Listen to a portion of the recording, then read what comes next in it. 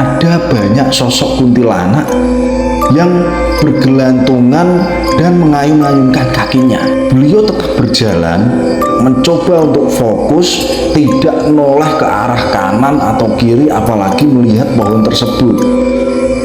Beberapa langkah kemudian, tiba-tiba Pak Soleh ini terkejut karena ada sosok pocong yang jatuh tepat di hadapannya. Wah, dia pun berteriak kencang, "Jacuk!"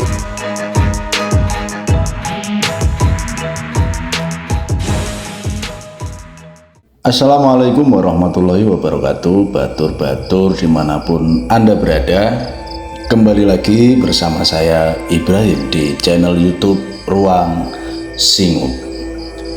Pada kesempatan kali ini saya akan membawakan cerita horor yang berjudul Pulung Ireng. Jadi cerita ini adalah lanjutan dari Pulung Ireng yang di bagian pertama. Sebelum kita mulai ceritanya, jangan lupa subscribe terlebih dahulu, kemudian like, share videonya, dan juga nyalakan tombol loncengnya agar kami semakin semangat membuat konten cerita horor dan channel ini semakin berkembang. Oke, kita lanjut ceritanya teman-teman. Jadi pada jam 2 siang perhitungan suara pun mulai dilakukan. Kedua kubu calon sudah menanti dengan perasaan yang berdebar-debar, berharap calon merekalah yang akan terpilih. Biasanya penyebutan perhitungan suara disebutkan dengan simbol yang dipakai kedua calon, yaitu Pak Karsono sudah memilih simbol kendi, kemudian si Pak Soleh memilih simbol ketela. Jadi penyebutannya kendi sah, ketela sah, seperti itu. Perolehan suara berjalan dengan seimbang waktu itu hingga menjelang akhir perhitungan. Sempat ramai terjadi bentrok antara pemuda dari kedua kubu calon tersebut karena saling menuduh adanya kecurangan, dan hal ini pun sangat sensitif bagi para pendukung masing-masing. Saat itu hujan mulai turun deras pada kondisi di desa tersebut. Angin dan petir pun beberapa kali menyambar sehingga membuat keadaan desa ini semakin tegang. Akhirnya di akhir perhitungan suara, gambar kendi atau Pak Karsono ini keluar sebagai pemenangnya dengan selisih yang tidak begitu signifikan.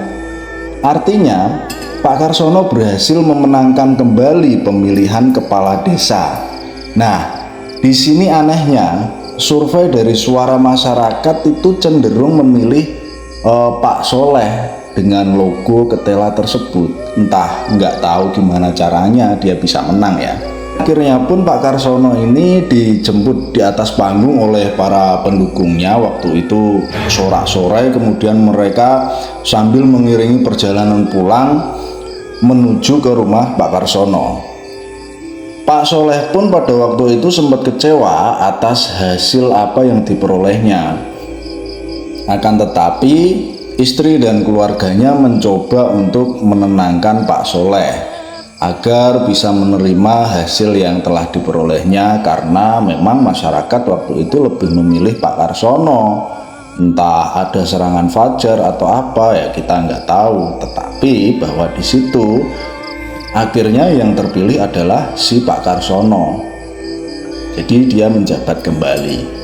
Beberapa hari kemudian Pak Karsono ini mengadakan pawai keliling. Jadi dia ada acara arak-arakan di desa. Dan Pak Karsono ini terlihat semakin angkuh dan sombong. Terlihat dari tingkah laku dan ucapannya yang mendiskriminasikan Pak Soleh sekeluarga, dan para pendukung Pak Soleh tersebut juga mendapatkan perlakuan yang kurang enak lah dari Pak Karsono dan kroni-kroninya. Hingga hari ke-7 setelah pemilihan yang diadakan di balai desa tadi, Pak Karsono ini mulai mengalami hal-hal ganjil. Dia merasa didatangi sosok wanita yang waktu itu pernah dia temui di Kali Tempur. Wanita tersebut menagih janji kepada Pak Karsono, "Di jatahku, saiki kowe wis tak kabulno apa sing dadi kekarepanmu. Aku mau njaluk nyawa saka getihmu utawa keturunanmu." Sosok wanita ini teman-teman itu meminta jatah tumbal nyawa dari Pak Karsono atau keturunan dari Pak Karsono. Selain itu tidak bisa. Dia saat itu takut dan bergegas pergi ke rumah Mbah Darman. Dia bingung, jadi pikiran dia waktu itu Mbah Darman ini yang bisa mengasih solusi kepada dia. Kemudian dia menceritakanlah apa yang telah dialami ini kepada Mbah Darman. Setelah sampai ke rumah Mbah Darman, Pak Karsono ini menceritakan kejadian-kejadian yang telah dia lalui di Kali Tempur, sampai akhirnya dia waktu itu pernah bertemu sosok wanita yang memakai gaun seperti ratu di masa kerajaan lampau. Goblok, dari awal gue wis tak kandhani, fokus ati lan pikiran, ojo nolah-noleh. Nek wis kedadiane koyo ngene iki, kuwi jenenge Nyai Lanjar ora bakal ngeculke awakmu. Mbah, aku ora ngerti nek bakal ana Nyai Lanjar. Waktu iku sing tak alami, aku entuk pulung tiba langsung ngadep karo awakku. Goblok, kuwi jenenge pulung ireng, kuwi pulung mangan nyawa. Si Mbah Darman ini ketika mendengar cerita dari Pak Karsono, dia memarahi Pak Karsono karena pesan yang telah dia sampaikan waktu itu tidak dilaksanakan dengan sungguh-sungguh, bahwa dia harus fokus hati, pikiran, tidak boleh terpengaruh oleh apapun atau kejadian apapun yang ada di situ. Mengingat dia tidak sadar bahwa ketika dia menganggukkan kepala itu sama berarti dia mengikat perjanjian dengan Nyai Lanjar.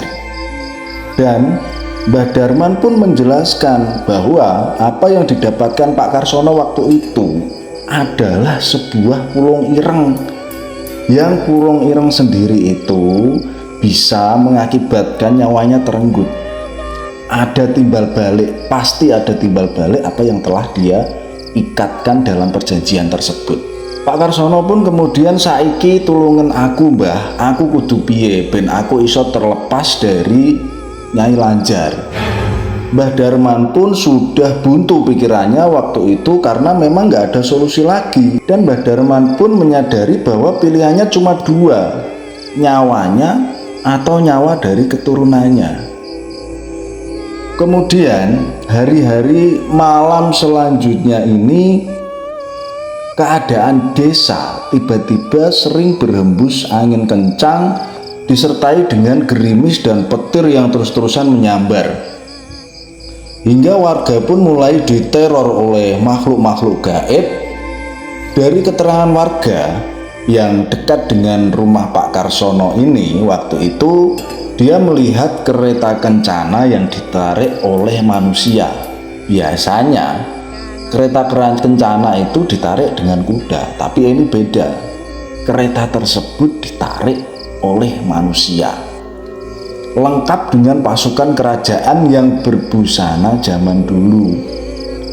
Kemudian mengelilingi rumah Pak Karsono. Kereta tersebut kerincing. Tetangga Pak Karsono ini mengamati dari celah-celah jendela. Begitu dia serius mengamati, tiba-tiba Nyai Lanjar ini menoleh ke arah orang tersebut, seolah-olah dia ini tahu bahwa ada orang yang mengintip.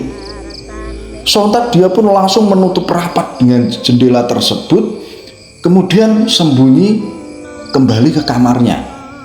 Nah, kejadian lain pun dialami oleh warga, bahwa setiap malam ada yang dilihatin sosok pocong, ada pula yang diganggu kuntilanak, hingga ada pernah seorang warga yang dikeloni oleh wewe gombel waktu itu. Jadi warga ini mendapatkan teror yang macam-macam, seolah-olah dedemit ini semuanya datang ke desa tersebut. Teror ini pun setiap hari berlangsung hingga tidak ada lagi warga yang berani keluar rumah di malam hari. Kemudian warga ini berkumpul karena kondisi yang seperti itu. Mereka berkumpul di balai desa untuk mencari solusi agar keadaan desa ini bisa kembali normal. Alangkah baiknya gimana, apakah kita mengundang kiai, apakah kita harus melakukan ritual apa, karena peristiwa seperti ini itu sangat mengganggu sekali desa. Jadi hampir tidak ada warga yang berani keluar rumah. Jadi setiap habis maghrib gitu, apalagi semua jendela, pintu itu sudah ditutup semua oleh warga. Setelah mereka berkumpul di balai desa, mereka pun berbincang-bincang membahas kejadian ini, apa yang terjadi di desanya, sehingga kok para demit ini sudah hampir 1 bulan lamanya semenjak pemilihan kepala desa, makhluk-makhluk gaib ini sering meneror warga setempat. Nah, sebelum petang waktu itu, karena warga saking lamanya berdiskusi, Mbah Darman pun kemudian menyusul datang ke balai desa tersebut. Saat itu warga sedang berkerumun ramai sekali. Kemudian Mbah Darman memberitahu bahwa penyebab teror ini terjadi itu karena Pak Karsono telah mengikat perjanjian dengan Nyai Lancar. Sontak warga pun marah besar, jancuk, jebul Karsono sing numbalke desa iki. Mereka semua pun emosi dan mengambil batu dan kayu ingin menggeruduk rumah Pak Karsono. Akan tetapi tiba-tiba dari kejauhan ada beberapa orang, 3 atau 4 orang ibu-ibu yang teriak-teriak dari kejauhan minta tolong, tolong, tolong, Pak, tolong, anakku hilang wis kawit bar asar ora ono ning omah. Jadi ada ibu-ibu yang panik minta tolong karena waktu itu anaknya ini sedang bermain siang sepulang sekolah, tetapi hingga sore hari jam 4 hampir jam 5 sore anaknya ini tidak kunjung pulang ke rumah. Akhirnya warga yang siap dengan senjata seadanya, batu dan kayu itu pun membatalkan niatnya untuk mendatangi rumah Pak Karsono, karena anak-anak yang hilang ini harus segera diketemukan sebelum petang tiba. Waktu itu ada Pak Soleh juga yang kemudian mengambil sikap dan memimpin untuk pencarian anak-anak ini. Pak Soleh langsung mengambil alih pimpinan. Saiki bapak-bapak pencar dibagi 3 kelompok, sing ibu-ibu tetap nang kene. Jadi Pak Soleh ini menyuruh bapak-bapak semua yang ada di situ itu untuk melakukan pencarian, sedangkan yang wanita dan ibu-ibu stay tetap tinggal di balai desa karena kondisinya memang genting dan sangat berbahaya di luar. Aku cari di sebelah barat, kata Pak Soleh. Kemudian Mbah Darman sekelompok goleki neng alas bambu. Pak Warsito sekelompok muter kampung tanya kepada semua penduduk desa yang ada. Dan kemudian sebelum maghrib ini tiba, kita harus sudah berkumpul kembali di balai desa ini. Pak Soleh akhirnya pergi ke sebelah barat desa yang mengarah ke punden dan pemakaman umum. Dengan diburu waktu, mereka pun segera pergi untuk mencari anak-anak yang hilang ini karena mereka takut ini adalah ulah dedemit yang meneror warga saat itu. Mereka berteriak, memanggil-manggil nama anak tersebut dan memukul kentongan. Akhirnya warga yang tadinya di rumah, yang sebagian besar tidak berkumpul di balai desa pun mulai berbondong-bondong ikut mencari anak yang hilang ini. Hingga waktu menjelang petang pun anak-anak ini tidak kunjung diketemukan. Mereka sudah mencari mengelilingi desa, ke kebun-kebun warga dan juga di tepian sungai yang ada di desa tersebut. Siapa tahu kan bocah-bocah ini bermain di sungai, akan tetapi tidak ada tanda-tanda keberadaan anak-anak yang lagi bermain di situ. Hingga akhirnya sudah menjelang sore, warga pun menghentikan pencarian tersebut dan segera untuk kembali ke balai desa karena petang sudah mulai menjelang dan mereka pun juga takut dengan keadaan yang seperti itu. Setelah semua warga ini kumpul kembali ke balai desa, mereka pun melaksanakan sholat maghrib berjamaah, kemudian berdoa dan meminta petunjuk kepada Allah Subhanahu wa Ta'ala agar anak-anak ini segera ketemu dan berharap desa ini kembali pulih normal dan tidak ada gangguan para dedemit. Diiringi dengan angin kencang, hujan yang lebat, jadi waktu maghrib itu menjadikan suasana ini semakin mencekam. Para ibu yang anaknya hilang ini terus-terusan menangis bahwa mereka juga meratapi gimana nasibnya anak-anak yang ada di luar sana. Kemudian setelah sholat, mereka pun sempat berdiskusi kembali, akan tetapi warga pun saling pandang memandang satu sama lain karena memang keadaan di situ untuk keluar pada malam hari juga tidak memungkinkan. Mereka bingung dan takut apa yang harus dilakukan. Kasihan kan anak-anak yang sedang di luar sana dengan keadaan yang seperti itu. Akan tetapi tiba-tiba dari kejauhan ini warga pun melihat kok ada anak kecil yang datang ke sini. Ternyata Bidin yang waktu itu dicari, salah satu anak yang dicari namanya Bidin itu, dia kembali pulang menuju balai desa dengan keadaan basah kuyup serta badan yang menggigil. Sontak warga pun ramai-ramai menjemput dan segera membawa masuk Bidin tersebut ke dalam ruangan, mengganti pakaiannya, kemudian menyelimuti. Dan Pak Soleh pun bertanya kepada Bidin, "Le, kowe mau dolan ning endi? Kanca-kancamu saiki ning ndi kabeh?" Akan tetapi si Bidin ini seakan-akan dia tidak bisa ngomong, gagap, dan tatapan matanya ini hanya kosong. Jadi dia kayak orang yang linglung seperti itu, nggak bisa dimintai keterangan sama sekali. Akhirnya Pak Soleh berkata bahwa dia tidak menerimakan dengan keadaan desa yang berlarut-larut seperti ini. Dia bertanya kepada warga, siapa yang mau ikut denganku untuk melanjutkan pencarian bocah-bocah yang hilang. Warga sudah terlanjur takut di situ, apalagi dengan kondisi hujan yang disertai dengan angin kencang dan juga petir yang sering kali menyambar pula. Mereka pun hanya saling pandang memandang, tidak ada yang berani ikut melanjutkan pencarian dan menemani Pak Soleh. Ya wis, nek ora ana sing gelem melu aku tetep goleki bocah-bocah dhewean.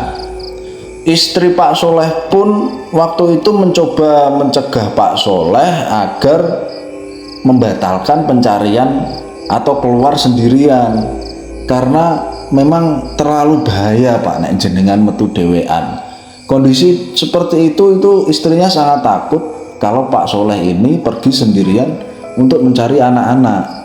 Akan tetapi dengan tekad yang sudah bulat, beliau pergi sendiri dengan hanya berbekalkan payung dan senter seadanya. Di waktu dia berjalan, Pak Soleh ini memiliki feeling untuk mendatangi punden yang ada di sebelah barat desa yang ada di dekat pemakaman.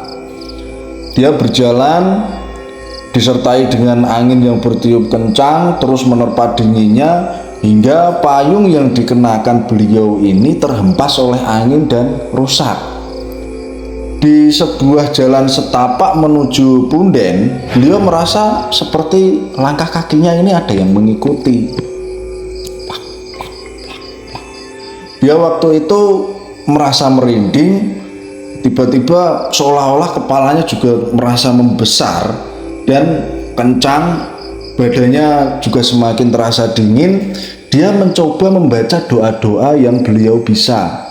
Dari sudut mata Pak Soleh ini melihat ke atas pohon ada banyak sosok kuntilanak yang bergelantungan dan mengayun-ayunkan kakinya. Beliau tetap berjalan, mencoba untuk fokus, tidak noleh ke arah kanan atau kiri, apalagi melihat pohon tersebut. beberapa langkah kemudian tiba-tiba Pak Soleh ini terkejut karena ada sosok pocong yang jatuh tepat di hadapannya. Wah, dia pun berteriak kencang, "Jatuh!" Pak Soleh lari sekencang-kencangnya tanpa menghiraukan arah jalan karena posisinya sudah panik.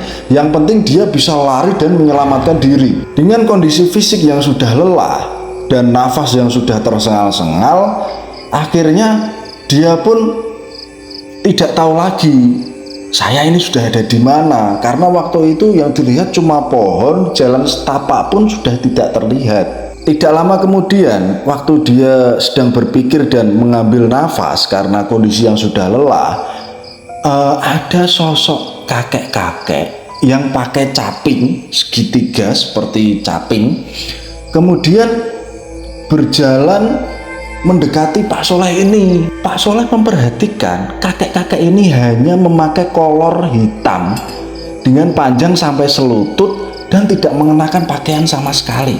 Kemudian kakek-kakek ini semakin mendekat ke arah Pak Soleh, tepat di hadapannya. Pak Soleh ini ditepuk bahunya seperti ini. Kemudian beliau, si kakek-kakek ini berkata bahwa melaku ngulon terus punden wis cerak.